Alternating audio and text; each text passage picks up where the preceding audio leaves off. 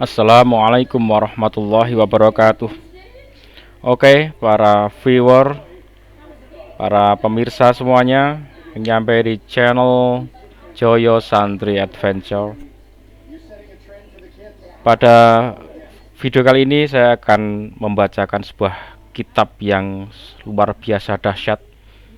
Ini adalah kitab pegangan para alim ulama, yaitu kitab Al-Hikam dari yang disyarah oleh Imam Ibnu Athaillah As-Sakandari. Pada judul yang kedua, ini dari 117 nanti, saya akan membacakan, yaitu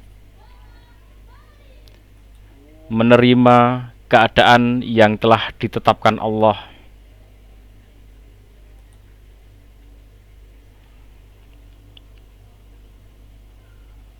Iradatuka at-tajrida ma'a iqamatillahi iyyaka fil asbabi minasyahwatil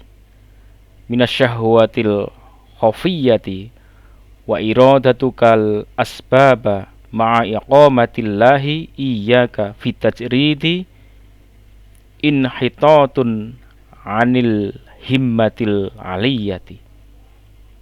Keinginanmu bertajrid atau melulu beribadah dengan meninggalkan usaha untuk memenuhi kebutuhan duniawi, sedangkan Allah masih menetapkan kamu pada kedudukan sebagai orang yang harus berusaha atau bekerja, termasuk hawa nafsu yang samar atau halus.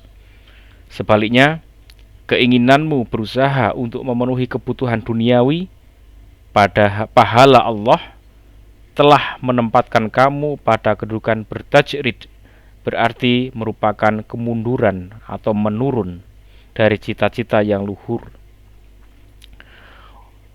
Oleh Allah, manusia itu ditempatkan menurut kedudukannya masing-masing. Ada yang menduduki makom kasab dan ada yang menduduki makom tajrid. Makom kasab artinya orang itu masih harus bekerja untuk memenuhi kebutuhan duniawi.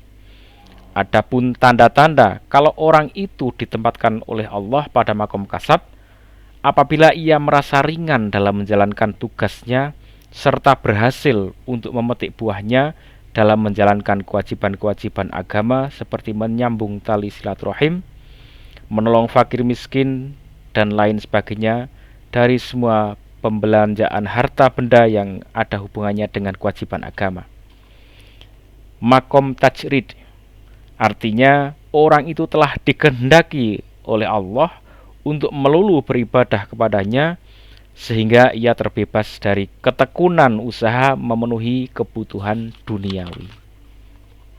Adapun tanda-tanda kalau orang itu telah dikehendaki oleh Allah menduduki makom tajrid, apabila ia selalu mudah memenuhi kebutuhan hidupnya dari jalan yang tak disangka-sangka, dari mana datangnya rezeki, serta selalu tenang jiwanya. Sewaktu terjadi kekurangan, tidak mengharapkan pemberian orang lain dan tidak tamak. Keinginan untuk menduduki makom tajrid, padahal semestinya dia masih dalam tingkatan makom kasab, termasuk keinginan hawa nafsu yang samar. Karena keinginan seperti ini merupakan suatu usaha agar dianggap oleh orang lain sebagai orang zuhud, yaitu orang yang tidak mempedulikan masalah keduniaan. Lagi pula, ia termasuk orang yang tidak mempunyai kesopanan terhadap Allah, sebab ia telah menyepelekan apa yang dipilihkan oleh Allah kepadanya. Jadi, ia telah melewati garis yang telah dikehendaki Allah. Dengan demikian, pada suatu saat ia akan mengalami kegoncangan iman, hilang rasa tauhidnya, dan kemudian berpaling kepada manusia karena kekurangan rizki. Akhirnya ia akan terjerumus dalam perbuatan yang tercela, yaitu selalu mengharap-harapkan pemberian orang lain. Kalau sudah demikian halnya, setan merasa senang karena telah berhasil memalingkan seseorang dari Allah, kemudian berbalik mentuhankan makhluk, ya, makom tajrid dan makom kasab. Perhatikan bagaimana kehalusan setan dalam membujuk manusia, sebagaimana yang telah dialami oleh Nabi Adam dan Hawa. Dalam surat Al-A'raf, saya baca terjemahannya. Maka setan membisikkan pikiran jahat kepada keduanya apa yang tertutup dari mereka, yaitu auratnya. Dan setan berkata, Tuhan kamu tidak melarangmu dari mendekati pohon ini, melainkan supaya kamu berdua tidak menjadi malaikat atau tidak menjadi orang-orang yang kekal dalam surga. Begitu pula keinginan untuk menduduki makom kasab. Padahal semestinya dia telah dipilih oleh Allah menduduki makom tajrid.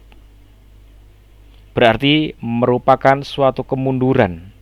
Sebab makom tajrid adalah makom yang tinggi, yang hanya diberikan oleh Allah kepada orang-orang tertentu, seperti orang-orang yang selalu mengesahkannya dan orang-orang yang telah makrifat kepadanya. Jadi kalau ada orang yang sudah menduduki makom tajrid lalu berkeinginan menduduki makom kasab, berarti ia telah menurunkan kepada derajat yang lebih rendah. Oleh sebab itu, bagi orang yang telah makrifat kepada Allah, wajib menerima apa yang telah dipilihkan oleh Allah itu. Jangan menyimpang atau melampaui kehendaknya. Untuk mengetahui apakah seseorang itu menduduki makom kasab atau makom tajrid, supaya kembali menelaah tanda-tanda keduanya yang telah diterangkan di atas. Ya, itulah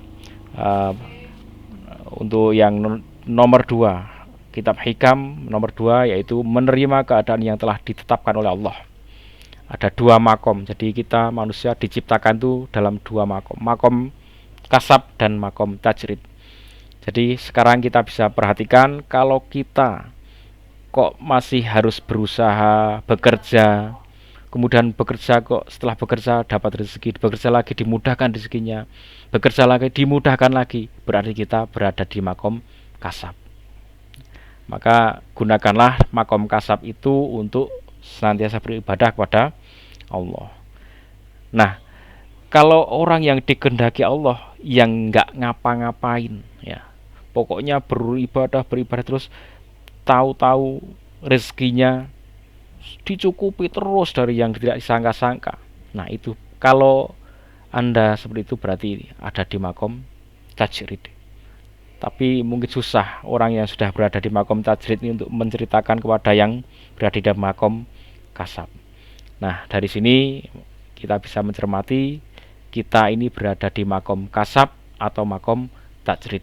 Setelah kita tahu kita ada di makom mana, maka ayo kita beribadah, memaksimalkan ibadah dari makom atau kedudukan yang Allah tentukan pada diri kita. Demikian, jangan lupa bahagia. Wassalamualaikum warahmatullahi wabarakatuh.